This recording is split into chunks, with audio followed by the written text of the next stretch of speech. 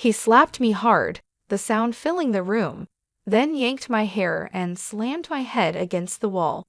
The pain rushed through me, but the hurt from his betrayal was even worse.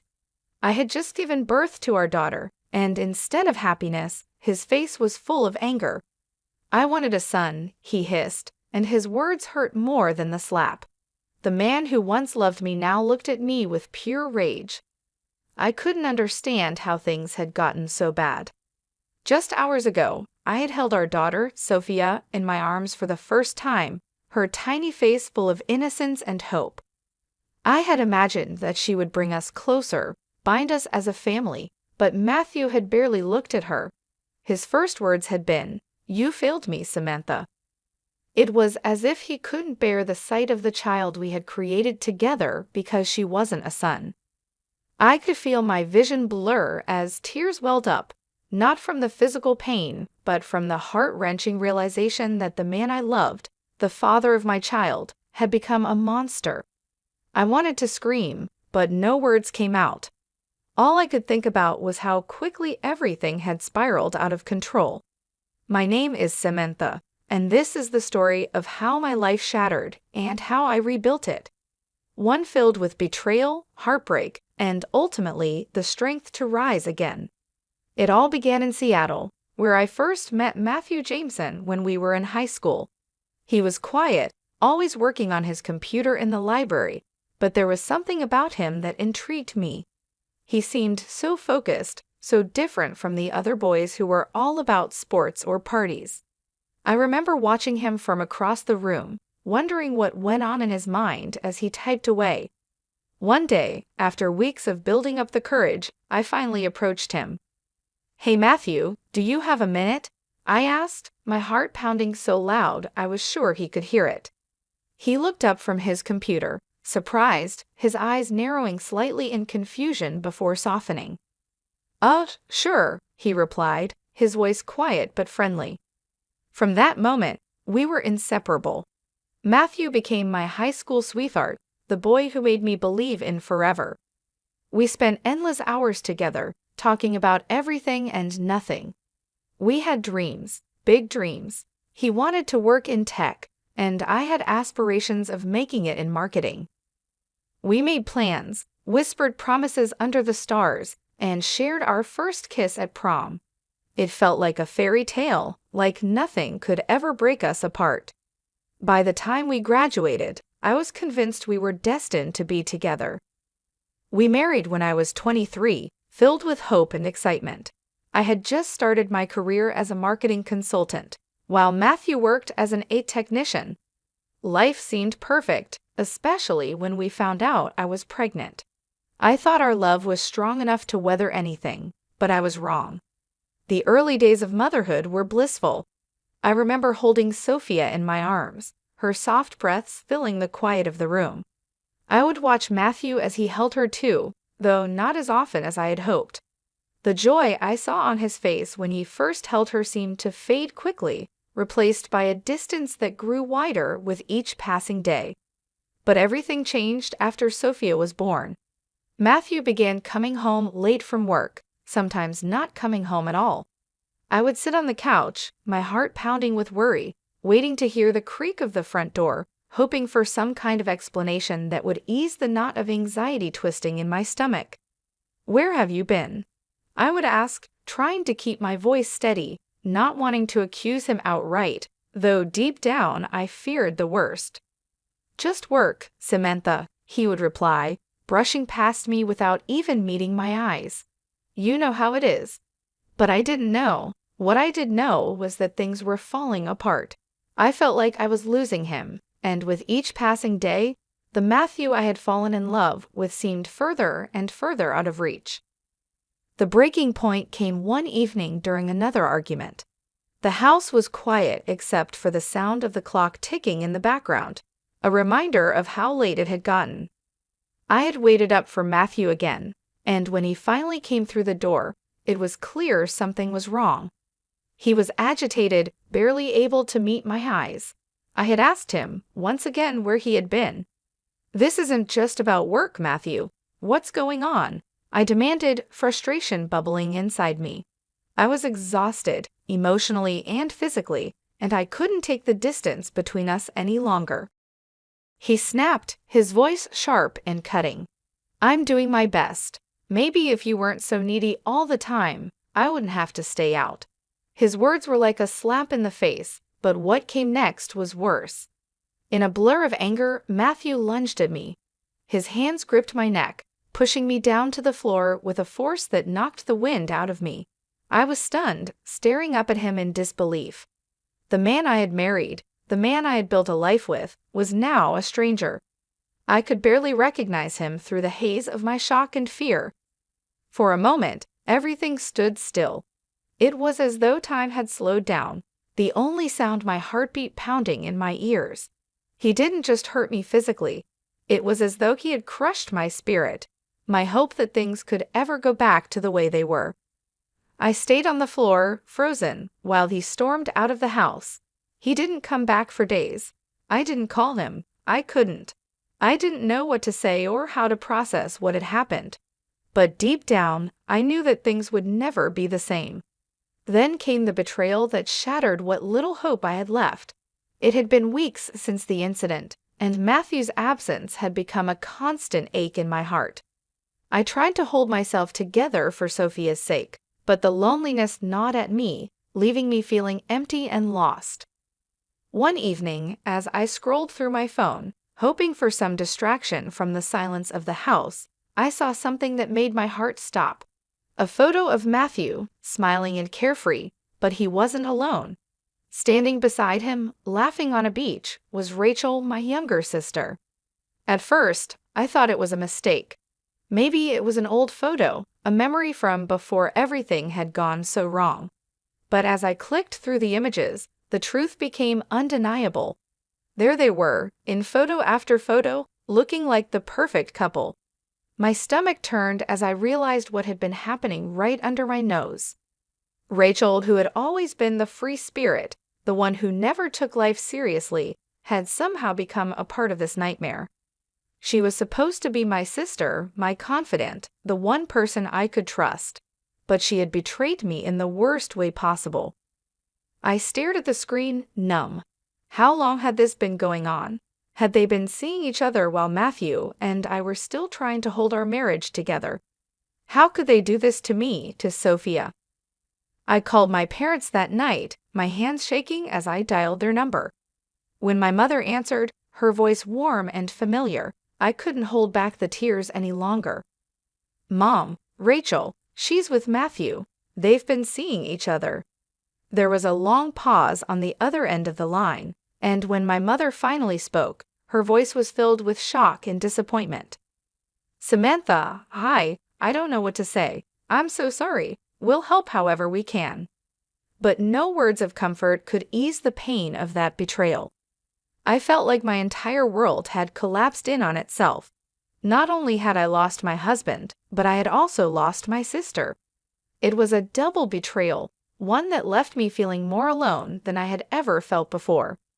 Days passed in a blur of disbelief and heartache.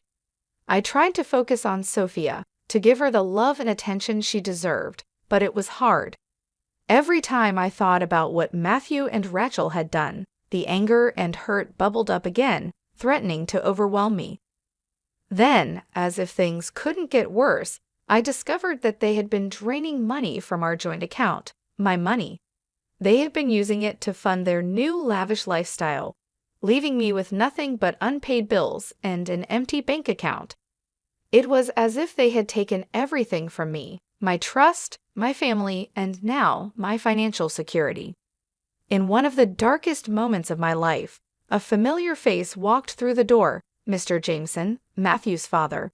He had always been kind to me, treating me like the daughter he never had, and now, as he sat beside me, the disappointment in his eyes mirrored my own.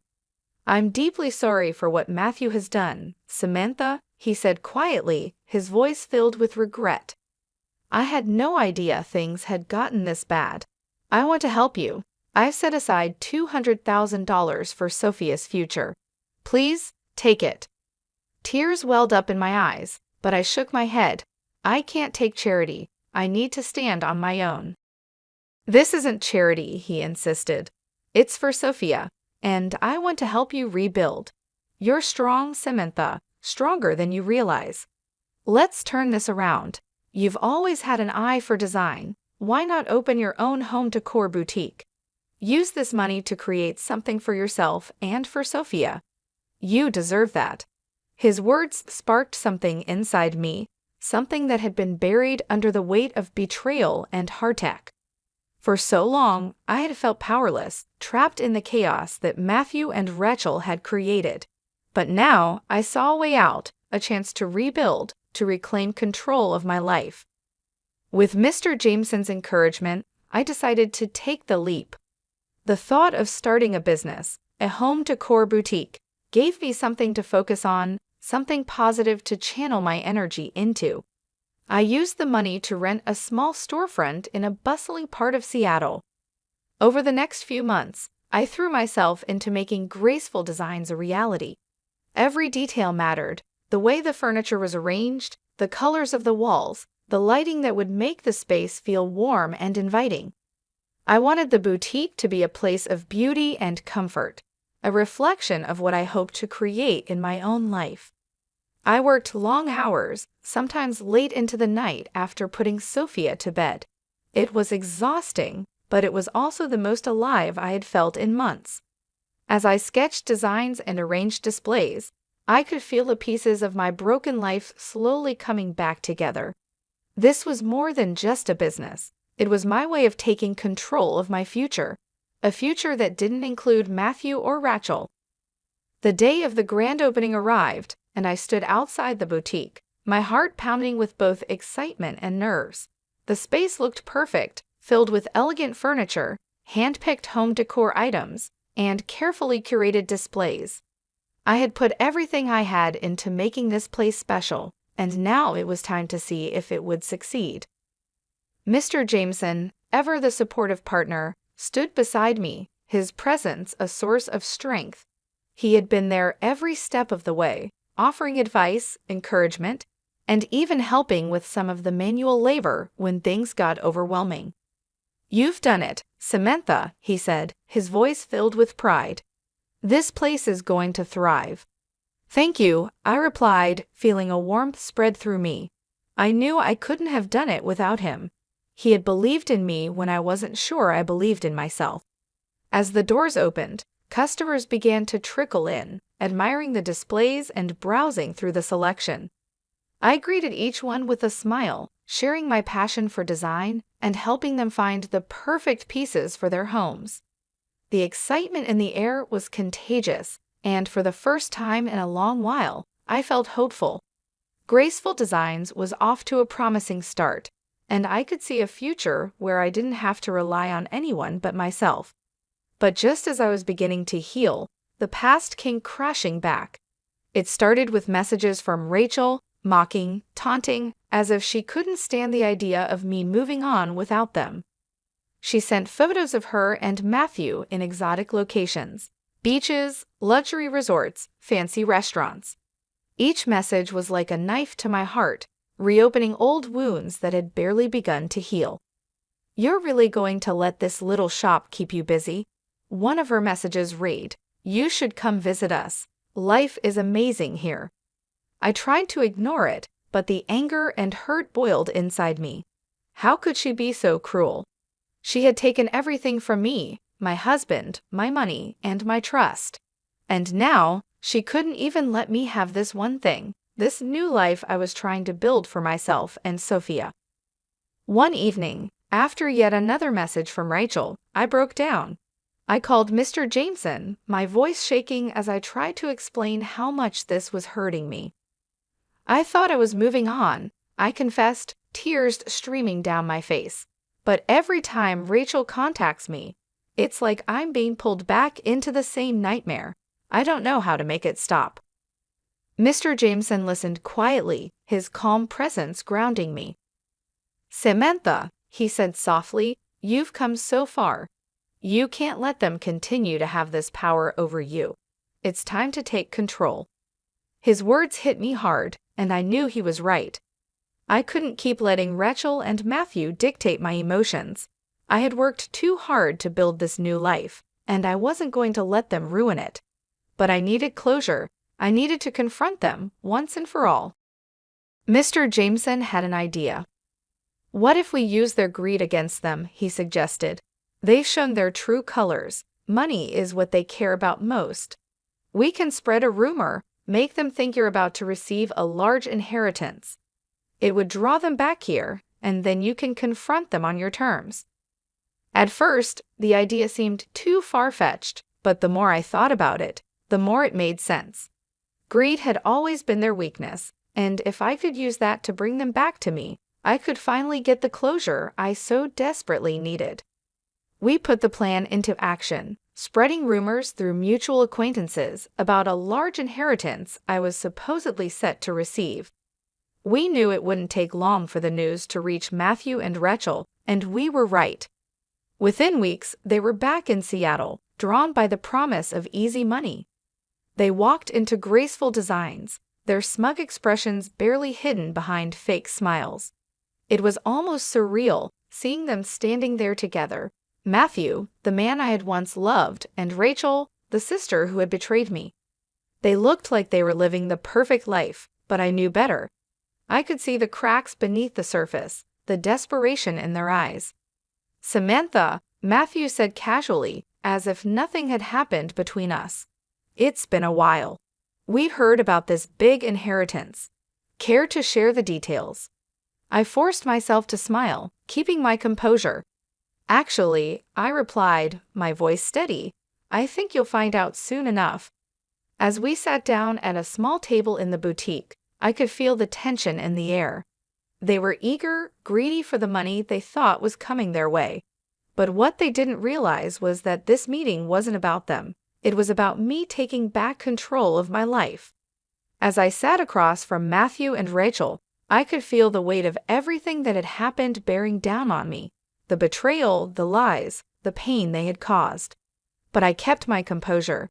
This was my moment, and I wouldn't let them see me falter.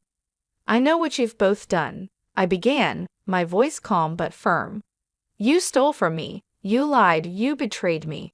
And now, you think you can just walk back into my life and take more." Matthew shifted uncomfortably in his seat. His confidence, which had been so obvious when he walked in, was beginning to crumble. "Samantha, it's not like that?" "Oh, it's exactly like that," I interrupted, my eyes locking with his. "But you see, I'm not the woman you left behind. I've built a life for myself, and I'm thriving. And as for the inheritance you're so eager to get your hands on, it's not going to either of you." Rachel's face twisted in anger, her voice trembling as she spat. "You're making a mistake, Samantha. We're family." I let out a bitter laugh, shaking my head. "Family doesn't betray one another, Rachel. You lost that title the moment you chose to steal from me." Just then, the door to the boutique opened, and Mr. Jameson walked in. His presence added a gravity to the moment, his calm authority unmistakable. He approached the table and sat down beside me, his eyes never leaving Matthew and Rachel. "The inheritance," Mr. Jameson said, his voice steady, "is going to Sophia. Neither of you are entitled to a single penny." The shock on their faces was priceless. I could see their world collapsing around them as they realized they had been outplayed. For the first time, I saw fear in their eyes, fear that they were about to lose everything they had so arrogantly assumed would be theirs. Matthew opened his mouth to speak, but no words came out.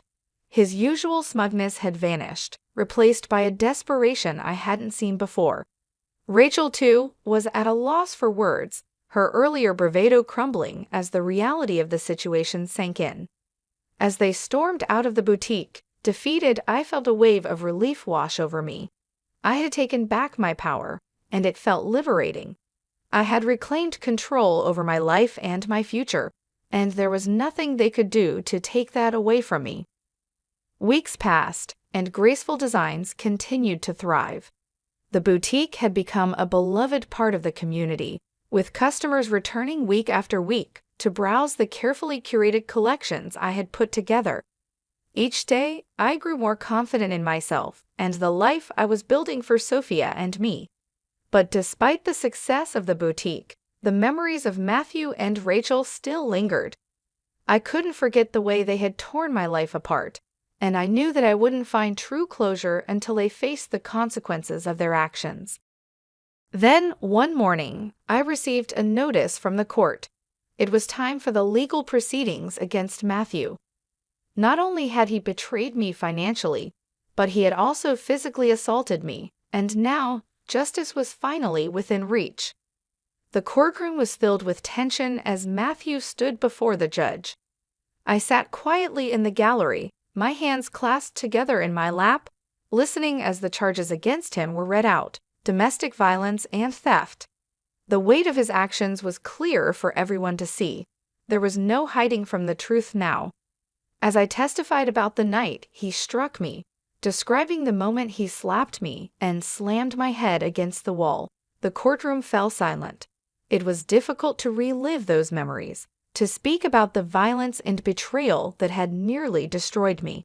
But I knew it was necessary. I needed to ensure that Matthew was held accountable for the pain he had caused, not just to me, but to our daughter as well. The judge listened carefully to both sides, and after what felt like an eternity, the sentence was finally handed down.